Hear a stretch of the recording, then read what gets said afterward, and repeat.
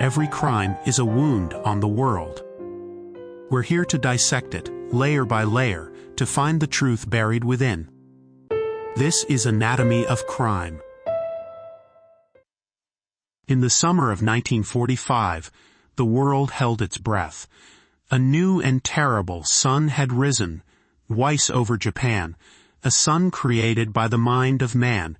It was the dawn of the atomic age, and for a fleeting moment, the United States of America stood alone as its sole deity, the keeper of a fire stolen from the gods. This was not just a weapon, it was the ultimate geopolitical trump card, a guarantee of American supremacy in the uncertain twilight of the Second World War. The secret of the bomb was the most zealously guarded piece of information on the planet, a formula for apocalypse locked away in the nation's most secure vaults of knowledge. The assumption, the fervent hope, was that this monopoly on annihilation would last for a decade, perhaps even a generation. Then, on August 29, 1949, less than 4 years later, a B-29 weather reconnaissance plane flying off the Siberian coast collected an air sample that made Geiger counters scream. The sample was rushed back to a lab in California, where scientists confirmed the unthinkable. The atmospheric dust contained the distinct radioactive isotopes of a plutonium fission. The Soviets had the bomb. The American monopoly was shattered. The psychological shockwave that rolled across the United States was nearly as powerful as the blast itself. A deep, gnawing paranoia began to set in, a fear that rippled from the highest offices in Washington, D.C., to the quietest suburban cul-de-sacs. How could they have developed it so quickly? The immediate, terrifying conclusion was that it wasn't genius, it was treason. A spy, somewhere deep within the fortress of American science, must have handed the secret to our sworn enemy. This is the story of that search, a search for a ghost in the machine of the Cold War. But it is also the story of a man and a woman from the Lower East Side of Manhattan, Julius and Ethel Rosenberg, a couple who loved classical music and believed fervently in a political cause, a mother and father to 2 young boys, a couple who would soon be accused of committing, in the words of the judge who sentenced them, a crime worse than murder. Their story is not just a spy thriller. It is a dissection of a moment in history when fear became a weapon, and a courtroom became a battlefield for the soul of a nation. Today, we dissect the anatomy of espionage. We will look beyond the headlines and the hysteria to examine the evidence, the betrayals, and the lies that led 2 people to the electric chair.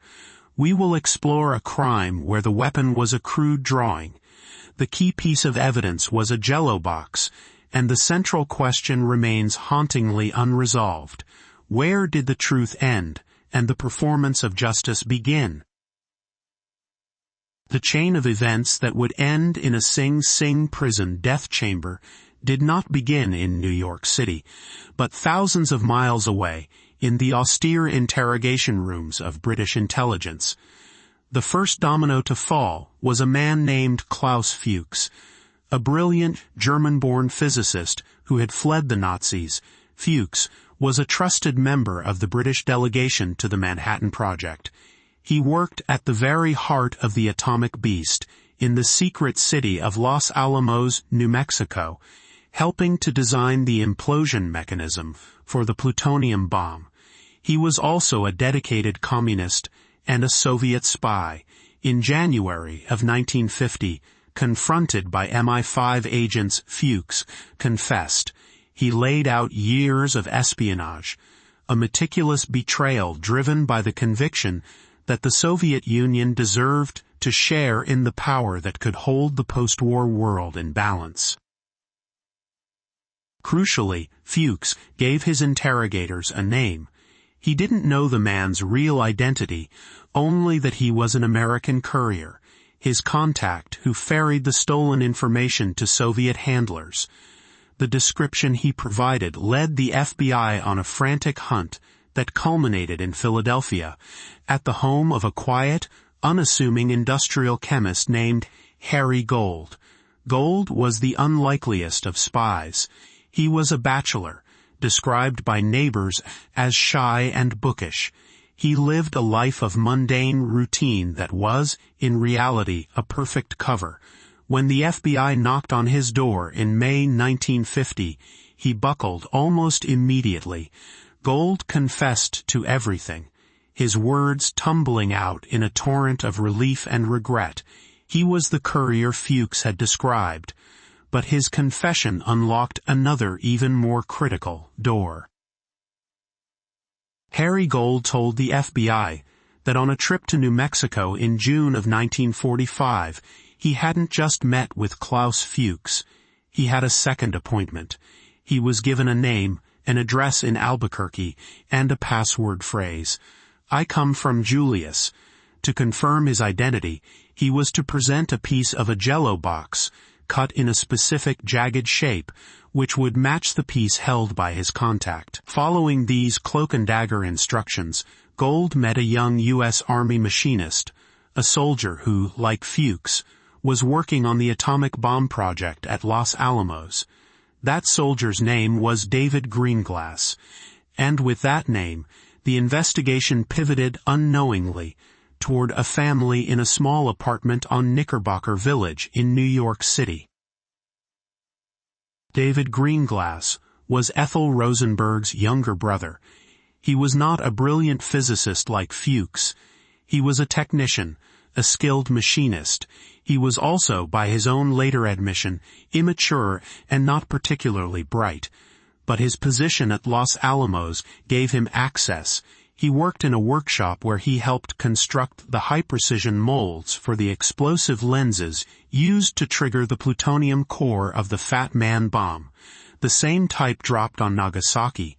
When the FBI came for him a month after Harry Gold's arrest, Greenglass found himself in an impossible position.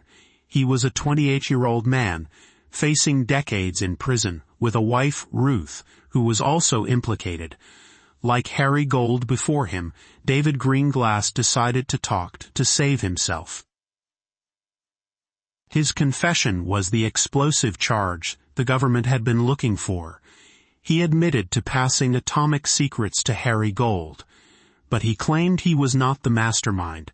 He was just a pawn, he said, a reluctant recruit, the person who had pulled him into this world of espionage, the man who had set up the meeting with Gold, the man for whom the password, "I come from Julius," was intended, was his own brother-in-law, Julius Rosenberg. With that accusation, the full, terrifying power of the federal government turned its gaze upon Julius. On July 17, 1950, he was arrested. For a month, he sat in jail, steadfastly denying everything. The government, frustrated by his silence, decided to increase the pressure. They believed that Julius was the key to a much larger network, and they needed a lever to break him. On August 11th, they arrested the lever, his wife Ethel. To understand the trial of the Rosenbergs, one must first understand the Rosenbergs themselves. They were not hardened criminals or professional spies in the traditional sense. They were products of a very specific time and place. The Jewish immigrant neighborhoods of New York's Lower East Side in the 1930s. Both were born into poverty, children of families that had fled persecution in Europe. Julius was studious and ambitious, earning a degree in electrical engineering from the City College of New York. Ethel had dreamed of being a singer or an actress, but had to leave high school to support her family, working as a clerk.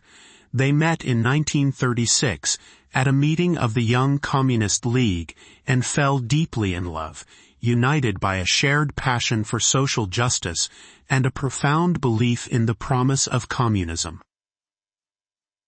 For many of their generation, who had lived through the Great Depression and watched the rise of fascism in Europe, communism wasn't the sinister ideology it would later become in the American popular imagination. It represented a hope for a more equitable world, a stand against poverty and Nazism. The Rosenbergs were true believers. Their apartment was a hub for political discussions and fundraising for causes they supported. Julius's commitment was so profound that it cost him his job. In 1945, he was fired from his position as a civilian engineer for the Army Signal Corps after his past membership in the Communist Party was discovered. He then started a small machine shop with his brother-in-law, David Greenglass, though the business ultimately failed. By the time of their arrest in 1950, they were living a modest life in Knickerbocker Village, raising their two young sons, Michael and Robert. To their neighbors, they were an unremarkable family, but the FBI and the Department of Justice were convinced that this ordinary facade concealed an extraordinary betrayal.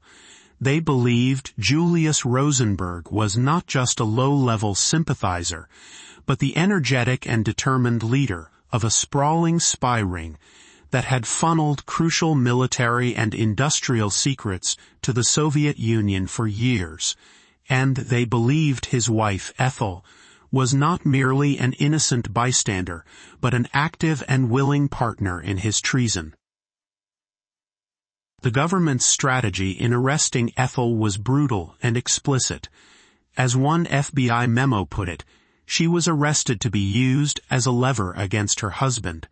They were certain that, faced with the prospect of his wife going to prison and their children being orphaned, Julius would confess and, more importantly, name names.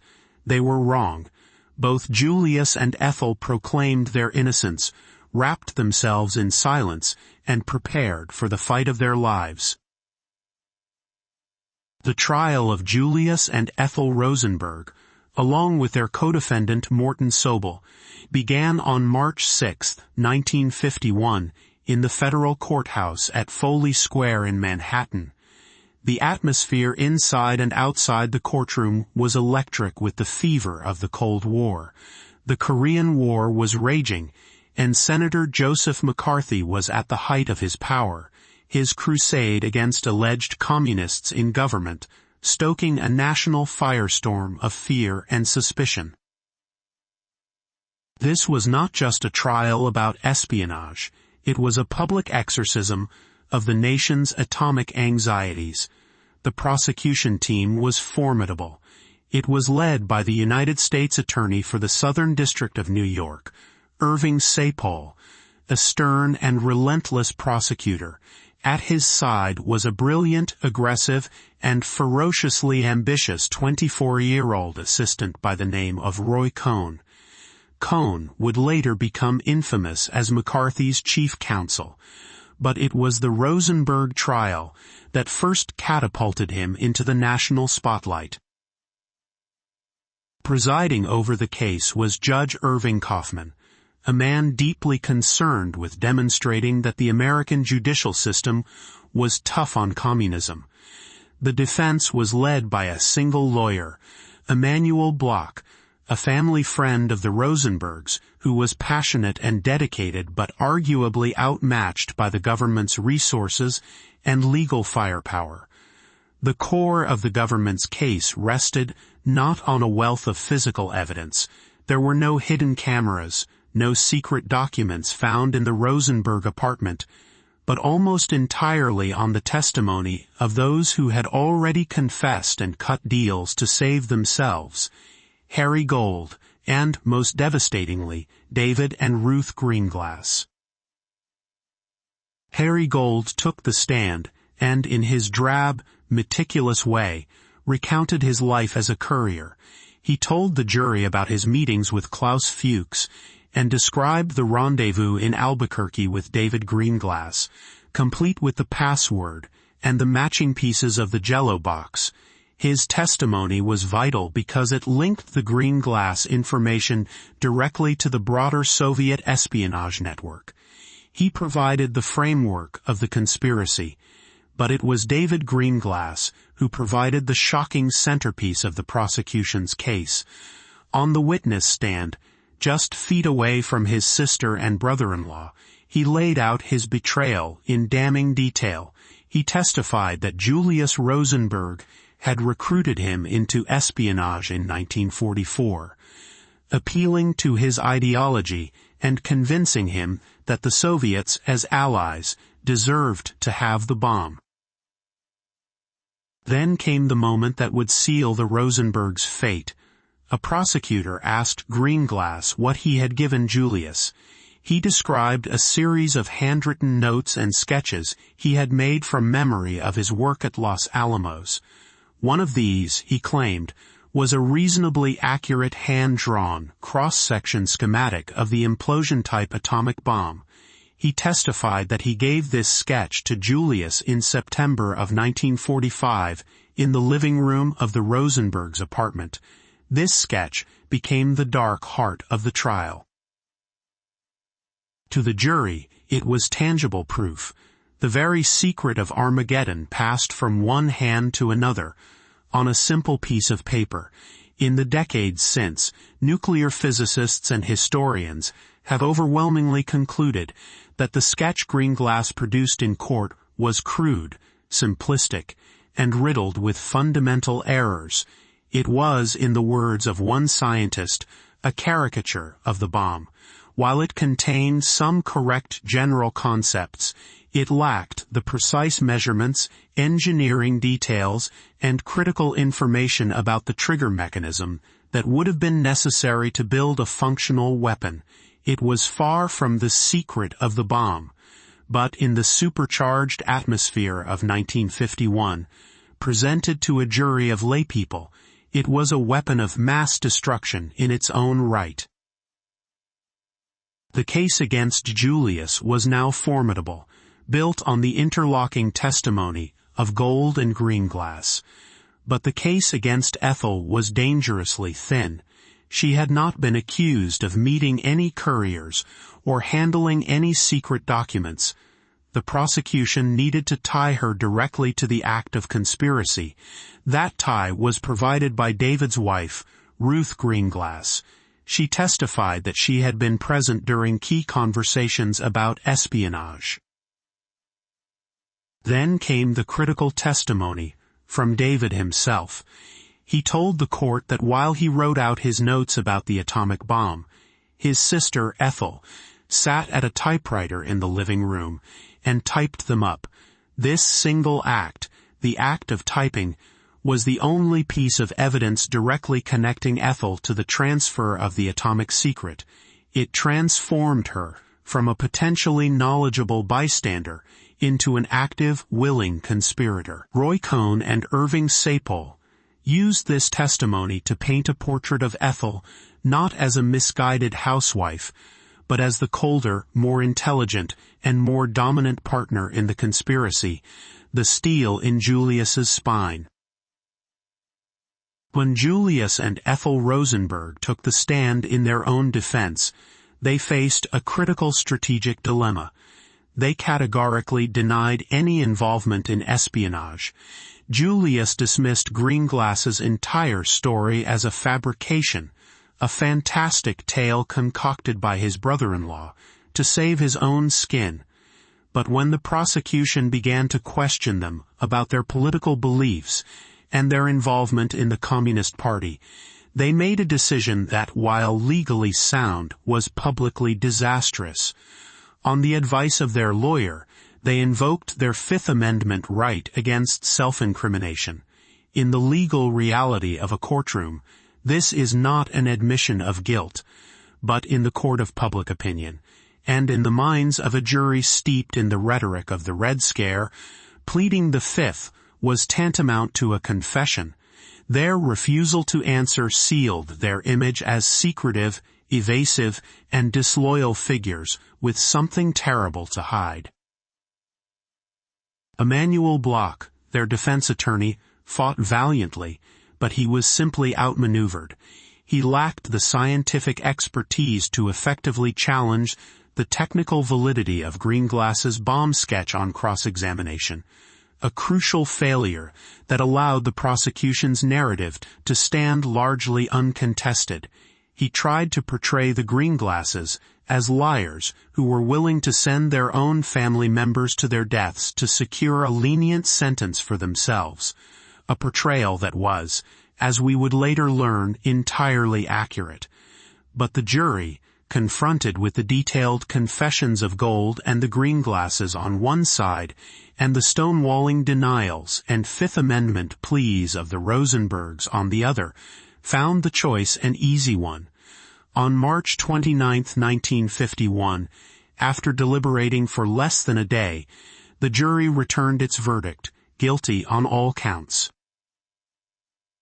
The verdict itself was not a complete shock, but the sentence, delivered a week later on April 5, sent a tremor through the world. Judge Irving Kaufman had the option of imposing a prison sentence of up to 30 years, or the death penalty. Before pronouncing his decision, he delivered a speech from the bench that revealed the immense political and historical weight he placed upon the Rosenbergs' shoulders. He spoke not just of espionage, but of the ongoing war in Korea, where American soldiers were dying. He directly and explicitly blamed the Rosenbergs for that conflict. "I consider your crime worse than murder," he declared, his voice ringing with righteous fury. "I believe your conduct in putting into the hands of the Russians the bomb years before our best scientists predicted Russia would perfect the bomb has already caused, in my opinion, the communist aggression in Korea, with the resultant casualties exceeding 50,000, and who knows, but that millions more of innocent people may pay the price of your treason." He concluded, "It is not in my power, Julius and Ethel Rosenberg, to forgive you. Only the Lord can do that. The sentence of this court upon each of you is that you be executed." The sentence was death in the electric chair. It was a stunning and brutal judgment. In American history, no one had ever been executed for espionage by a civilian court. The death penalty was almost unheard of for a crime committed during a time when the nation receiving the secrets, the Soviet Union, was technically an ally of the United States, and the prospect of the state executing a woman, a mother of 2 small children, was deeply shocking to many, both at home and abroad. The sentence transformed the Rosenbergs from convicted spies into global symbols. For the next 2 years, while they sat on death row at Sing Sing prison, their case became a cause célèbre. The 2 years that Julius and Ethel Rosenberg spent on death row were a period of intense legal battles and global political protest. Their lawyer, Emanuel Bloch, filed a relentless series of appeals, taking the case all the way to the Supreme Court multiple times, but each appeal was denied. The government, for its part, seemed to hold the sentence of death over their heads as the ultimate tool of coercion. The message was clear. If they would only confess, admit their guilt, and name the other members of the spy ring they were believed to be a part of, their lives might be spared.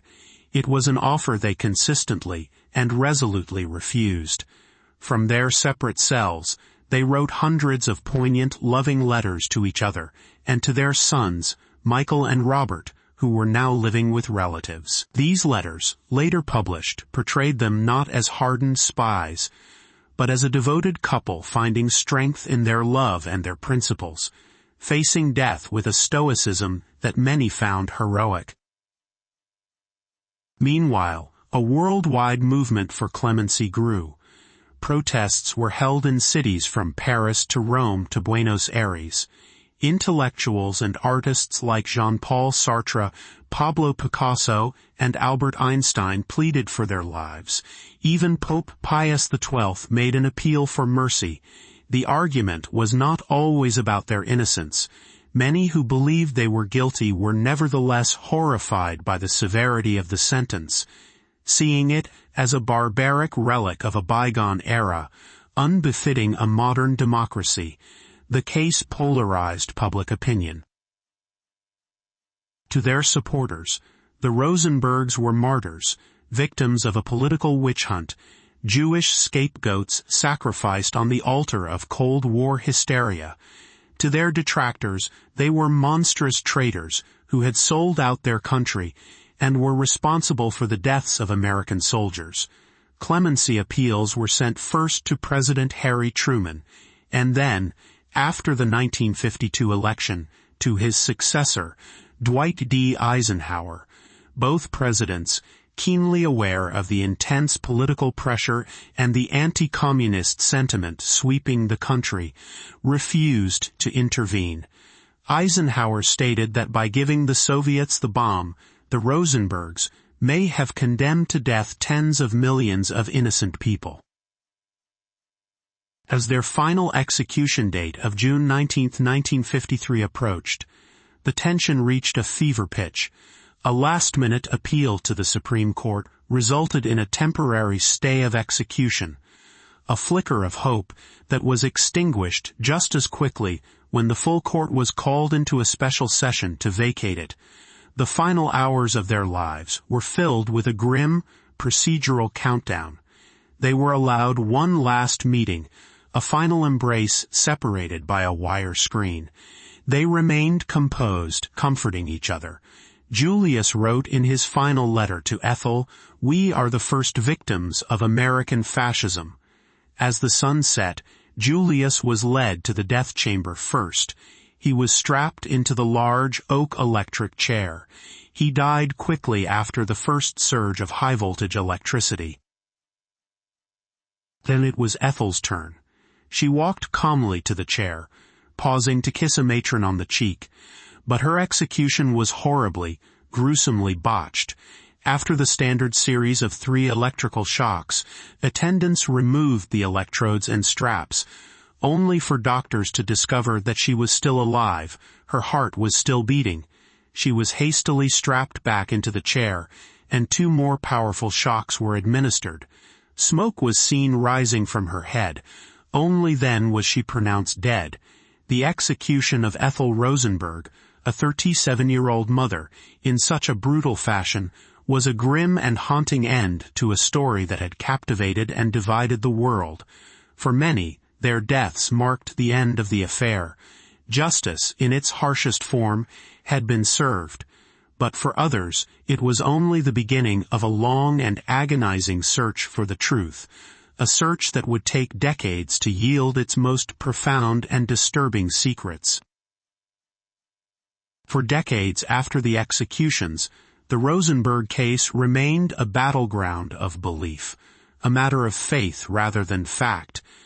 The debate over their guilt or innocence was fought with the same evidence presented at the trial, relitigated endlessly in books, articles, and documentaries. But then, in 1995, the ground shifted. The U.S. government declassified a trove of intelligence documents from a top-secret counterintelligence program called the Venona Project. From the early 1940s through the Cold War, American cryptanalysts had been intercepting and slowly, painstakingly decrypting coded messages sent between Moscow and Soviet diplomatic missions in the United States. These messages were the internal communications of Soviet intelligence, and they changed everything. The Venona cables proved beyond any reasonable doubt that Julius Rosenberg was, in fact, a Soviet spy. The intercepts contain numerous references to a spy in New York, codenamed Antenna, and later Liberal, who was running a network of sources providing valuable technical and military information. The details in the messages, his profession as an engineer, his wife's background, his recruitment of his brother-in-law at Los Alamos, all line up perfectly with Julius Rosenberg. The cables confirm that he was an enthusiastic and productive agent who for years had been funneling a steady stream of industrial and military intelligence to the KGB. He passed on secrets related to radar, jet propulsion, and other advanced military technologies. The cables established his guilt as a spy in a way the trial never could. But the Venona cables also raised profound and disturbing questions about the trial itself. While they confirmed Julius's role as the leader of a spy ring, they were far less conclusive about the specific crime for which he was executed, stealing the secret of the atomic bomb. The cables show that the Soviets did indeed receive information from a source at Los Alamos through Julius's network, David Greenglass.